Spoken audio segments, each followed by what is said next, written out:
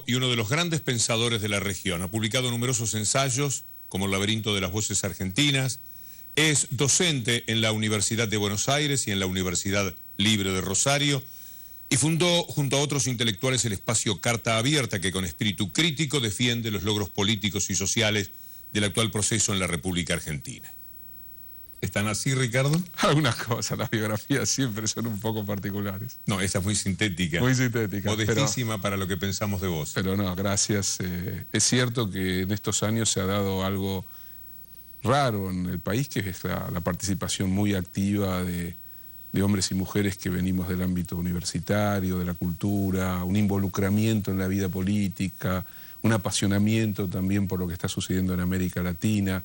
Para cada uno de nosotros, la salida de la década del 90 a través de estos procesos populares, democráticos, complejos, ha sido la posibilidad de volver a pensar y repensar muchísimas cosas, muchísimas cosas.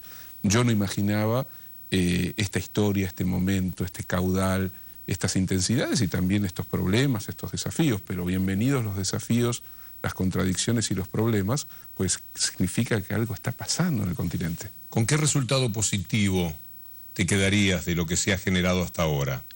A ver, en términos de América Latina, el haber descubierto la pertenencia compartida, sobre todo como argentinos. América Latina era un discurso, una teoría, una abstracción, una buena intención. Nos sentíamos lejanamente latinoamericanos, pero en estos años se ha construido políticamente, culturalmente, materialmente, la idea, falta muchísimo, pero la idea de la patria grande.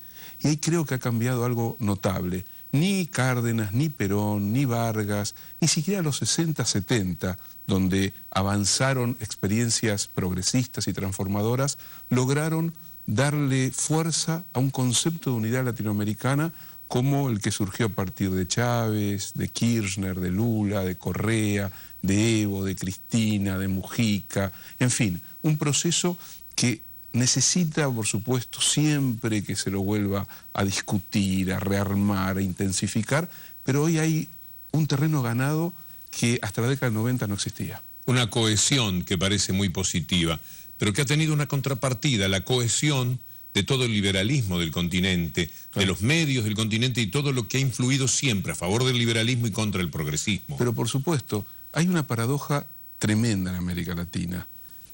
Después de la noche de las dictaduras, del terrorismo de Estado, sobre todo en el Cono Sur, vinieron los procesos de reconstrucción de la vida democrática. En el mismo momento en que recuperábamos Estado de Derecho, fundamental, capacidad de vivir libremente, América Latina inició su noche neoliberal.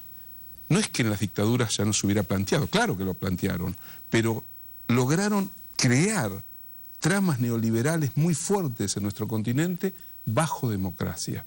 Y esto es algo que necesita ser pensado, porque el neoliberalismo no es solamente un cambio económico, un cambio dentro del capitalismo en sus relaciones de producción. Es fundamentalmente una transformación cultural, una intromisión en la manera de ver el mundo, formatear de nueva manera a las sociedades. Y para eso el papel de los grandes medios de comunicación, de la industria de la cultura y del espectáculo, fijar nuevas formas de comprensión del mundo, darle una nueva perspectiva al sentido común, transformar lenguaje. Por ejemplo, la palabra igualdad. La palabra igualdad fue borrada en los 90. Nadie la pronunciaba. Haberla recuperado, la pusimos de nuevo a marchar en América Latina, significa ir a contracorriente de lo que pasaba antes en nuestra región y de lo que está pasando hoy en el mundo. Entonces me parece que cuando discutimos a la derecha liberal, estamos discutiendo no solo una dominación económica, estamos discutiendo una gran construcción simbólica, cultural y del lenguaje. Pero persiste. El drama es que muchos de los elementos del neoliberalismo, los que le permitían dominar al Estado, privatizarlo, quedárselo, fueron desactivados, pero lo cultural no. No, por supuesto, porque es más fácil cambiar estructuras económicas que cambiar mentalidades. La historia de las mentalidades es una historia de larga duración. La historia de los cambios superestructurales son más sencillos. Una revolución, un cambio profundo, supone también meterse en la cotidianidad, en los sueños, en la manera de ver la realidad, en el lenguaje que utilizamos. Si yo, por ejemplo, transformo un derecho en un privilegio, ya no estoy hablando más de derechos y por lo tanto lo puedo eliminar ese derecho. Si yo hago que mi lenguaje cambie y el pobre ya no es un sujeto con convicciones, con capacidad de acción, con voluntad propia, sino que se convierte en un pobrecito, vienen las ONG y se encargan de los pobrecitos. ¿Con la cultura que nos metemos o es contra la naturaleza del ser humano? Como filósofo, Ricardo, ¿pensás que en la naturaleza del ser humano subyace el neoliberalismo en la medida del egoísmo, de los comportamientos, del desprecio por la situación del otro? A ver, por definición, yo no creo en las esencias. Hay algo que es esencial y que viene de siempre y que la naturaleza humana es buena o mala. Yo creo que lo humano es una construcción cultural, compleja, diversa, que se va desplegando a lo largo de la historia. Es una construcción ideológica, es una construcción económica, es una construcción del lenguaje. Nacemos del lenguaje de nuestra madre, pero a su vez somos formateados por la vida cultural, social, por las contradicciones en el interior de nuestra vida. Entonces, yo diría que por supuesto hay un componente egoísta, por supuesto que hay un núcleo volitivo de violencia frente al otro, la idea del chivo expiatorio, la idea de el anormal acompaña a la humanidad. Pero lo que hay también es la capacidad de una sociedad de construir alternativas, de pensar de otra manera lo social, lo humano, lo cultural. ¿Y hasta qué punto te atemoriza el poder que hay enfrente? Cuando estábamos hablando recién de lo de Ollanta, lo que decía Lynch, que fue cambiando entre la primera y la segunda vuelta. Imaginemos que después en el gobierno también se produjeron cambios. Pero Francia, con toda su educación democrática, con todo lo que el socialismo históricamente ha sido, rodeado y atrapado en los intereses neoliberales, ha tenido que dar una vuelta de tuerca y va a terminar fracasando mucho peor por traicionarse que por seguir adelante con sus puntos de vista. No, yo creo, a ver, somos los débiles en la historia. Creo que eso es así. El poder del capitalismo financiero internacional, el poder de los Estados Unidos, su capacidad de fuego, su industria de la cultura, la injusticia como trama de la organización de la vida de los hombres, la capacidad para incidir sobre las conductas cotidianas, hace que, obviamente, que cada uno de estos procesos y proyectos democráticos que se vienen desarrollando en el sur de América, sobre todo, sean portadores de lo que yo llamaría una fragilidad, pero que al mismo tiempo es poderosa en términos de saberse débil, pero saber que está desafiando un poder. Hoy estamos desafiando un poder. Ese poder es tremendo, tiene la forma de lo planetario, la capacidad de incidencia, insisto, se levanta con nosotros y se acuesta con nosotros, sueña por nosotros, nos hace soñar de alguna manera, pesadillas o no, pero al mismo tiempo hay algo que es la fisura, la ruptura, la resistencia, el empecinamiento, la memoria. Si no, la vida no tendría sentido. Me parece que en estos países y a lo largo de nuestra historia, lo que hemos visto es este proceso de ida y vuelta, de rupturas, de desafíos. Este es un momento difícil, pero de gran desafío de América Latina hacia la hegemonía de Estados Unidos. Venezuela es un caso arquetípico. Venezuela se sentía casi una provincia de Estados Unidos en términos de mentalidad. Chávez reinventó para el pueblo venezolano una figura extraordinaria como la de Bolívar. Produjo una transformación cultural, sobre todo en el mundo del pobrerío venezolano, que comenzó a mirarse de otra manera. Entonces, algo está pasando en cada uno de estos países. Insisto, sabiendo los riesgos, porque se está desafiando un poder muy duro y muy potente. Pero tienen una capacidad para crear fantasías. Cuando yo presento estos materiales, por ejemplo, la semana pasada un embajador de Estados Unidos reconociendo el dinero que pusieron para el golpe de Estado de Allende. Los Wikileaks de hoy con respecto al Perú. Lo que esta semana hemos sabido de el ataque una vez más al régimen cubano a través de ese Twitter simulado que han presentado. ¿Nunca te pasó en algún momento preguntarte, ¿será verdad la injerencia que tanto denunciamos de Estados Unidos?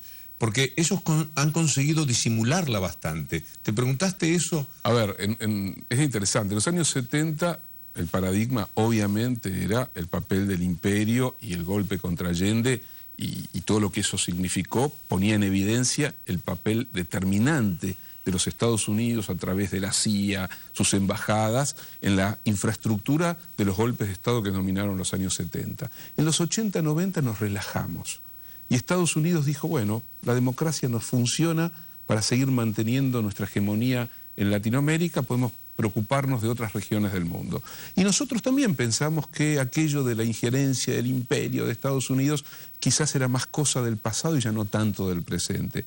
Y volvemos, en esta última década, en este nuevo siglo, a descubrir que cuando nuestros países de nuevo comienzan a plantear alternativas, comienzan a desafiar, comienzan a plantearse otro tipo de organización de su vida social, económica, a tratar de distribuir mejor la riqueza, de nuevo el papel clave y central de los Estados Unidos, de sus medios de inteligencia, de su capacidad de influencia, de determinación y de chantaje, aparecen fuertemente en la región. Espero que vuelvas y pronto. Un gustazo. Ricardo Forster con nosotros.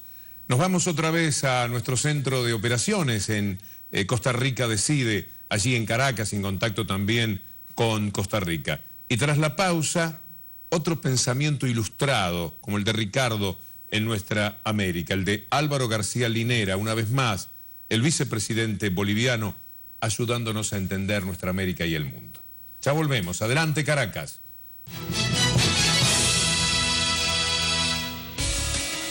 Ahí estábamos con Víctor Hugo Morales y las voces del cambio y vámonos en directo nuevamente hasta Costa Rica con Adriana Sívori en estas ya horas previas a que se dé a conocer quién va a gobernar esa nación. La veíamos que estaba en la Plaza Roosevelt y también al tanto de lo que se vaya a decir por parte del Partido Acción Ciudadana y por parte también del candidato Luis Guillermo Solís. ¿Qué más nos tienes, Adriana, después o en medio de todo este ambiente de fiesta que se vive en ese país? Adelante, Adriana. Hola, gusto saludarte nuevamente. Y bueno, ¿qué más les tengo? Hasta ahora muy poco tiempo. Lo que sé que hay mucha expectativa con ese primer boletín del Tribunal Supremo Electoral que en menos de una hora lo va a dar a las 8 en punto. Y apenas termine ese boletín ya se van a pronunciar los candidatos, sin duda alguna. Es lo que se espera por lo menos. Como te decía anteriormente, se espera primero la conferencia de prensa del candidato oficialista, Johnny Araya, para después el candidato opositor del Partido de Acción Ciudadana va a venir a esta y bueno, y se va a legionarios en esta plaza. Las personas que siguen por su y bueno, están con pantallas gigantes esperando esos resultados. Acá ha habido bastante, digamos, actos culturales, música, payasos aquí haciendo sus actos culturales de arte acá mientras están a la espera de ese primer boletín electoral. Y bueno, también te tengo que comentar que en definitiva el que gane la elección, ¿qué es lo que va a encontrar? Primero hablemos de una asamblea legislativa en este país bastante, digamos, dinámica, puede decir, con diferentes tendencias, porque recordemos, si gana el Partido de Acción Nacional, hasta ahora tiene más o menos 13 diputados. El partido oficialista supera creo que los 17, 18 diputados y las otras tendencias, bueno, se dividen hasta llegar a los 57 diputados de esta Asamblea Nacional y es ahí en definitiva donde se deciden las leyes de este país y de cara a quién va a ser el próximo presidente, él de todas formas va a tener que tener ese reto, esa asamblea, digamos, diferente, con varias opciones políticas para poder en definitiva decidir diferentes leyes, diferentes destinos que vaya a tomar el país. Para los analistas eso en definitiva es un gesto democrático, está bien que hayan diferentes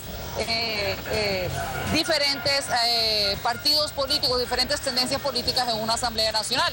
El que va a ser entonces el nuevo presidente de este país va a encontrarse con esa asamblea con diferentes opciones. Por otro lado, ¿cuáles son los retos sociales de este país? Acabar con la desigualdad, enfrentar la corrupción. ¿Por qué? Porque las encuestas anteriormente o los estudios, digamos, sociales, ¿qué es lo que daban?